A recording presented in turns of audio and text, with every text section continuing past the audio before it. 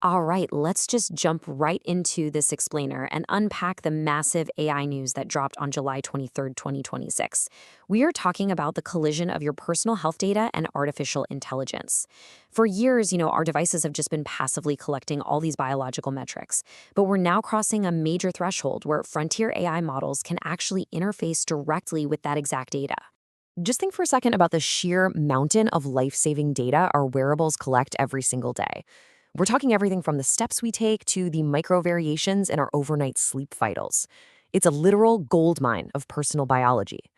So ask yourself, what happens when artificial intelligence can securely reason with that data? Well, that is exactly what OpenAI has set out to answer by bringing Apple Health directly into ChatGPT.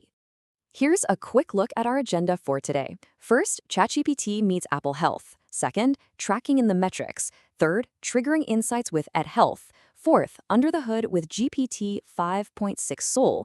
Fifth, the privacy vault. And finally, boundaries and next steps. Okay, Section 1. ChatGPT meets Apple Health. It's actually really fascinating to trace the chronological evolution of this hardware because it absolutely paved the way for what we're seeing right now. Back in 2015, those early Apple Watches introduced basic heart rate monitoring. Then, by 2018, with the Series 4, we saw the incredible addition of ECG and AFib detection, which, let's be real, has literally saved countless lives by alerting users to irregular rhythms. And now, on July 23rd, 2026, all of that hardware advancement culminates in this: ultimate AI integration. The data doesn't just sit on your phone anymore. It actively informs an intelligent assistant. Now, the real kicker here is that this isn't some locked-away premium feature reserved for a select few.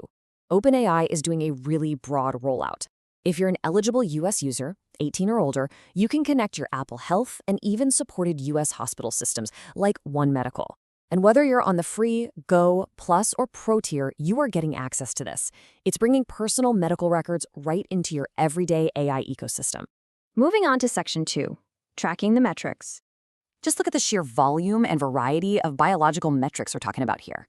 Your AI can now help you make sense of everything from tracking healthy daily habits, like your time and daylight, all the way to monitoring overnight recovery patterns with your sleep and vitals. It even pulls in complex hypertension alerts and blood pressure readings from devices like the Apple Watch and the upcoming Signal Ring. It's taking those raw numbers and seamlessly transforming them into actual conversational insights. Section 3. Triggering insights with the @health command. So you might be wondering how you actually set this up. Well, OpenAI designed a very specific 3-step workflow. First, you open the health module from the sidebar. Second, you authenticate your records. And third, you grant either once or always permission right through the native iOS prompts. What I absolutely love about this is the intentional friction. You aren't just clicking one button and forgetting about the whole shebang. You are always in the driver's seat regarding permissions, ensuring you know exactly what you're sharing. And that control extends right into the chat window itself. The system does not automatically ingest everything you do. To actually utilize your health data, you have to explicitly type the @health trigger in your prompt.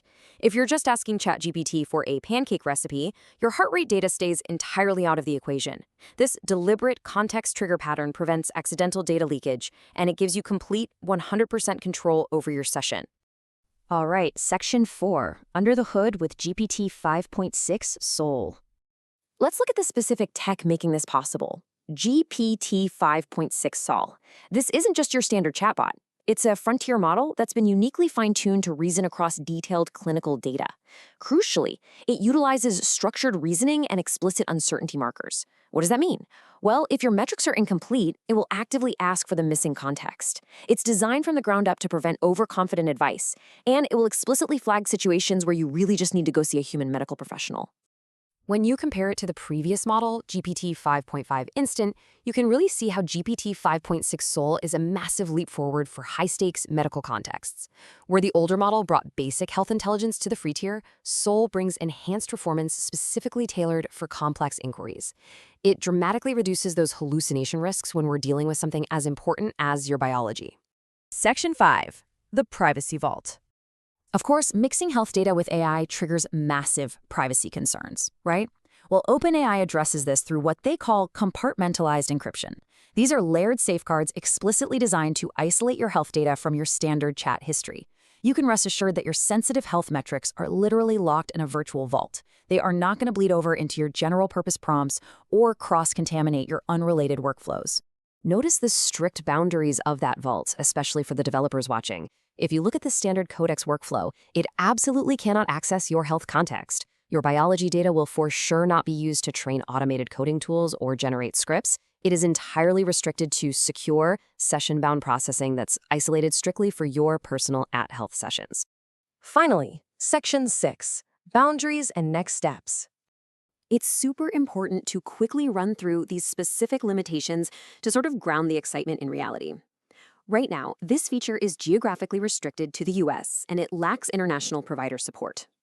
Also, for developers, remember there is no direct API access to raw health payloads. It remains tightly chat-bound. Plus, if your Apple Health records are incomplete, the AI's context is only going to be partial. Ultimately, the entire system relies on your manual verification of the sources. I literally want to read this quote out loud because it is the absolute most important takeaway from today's explainer.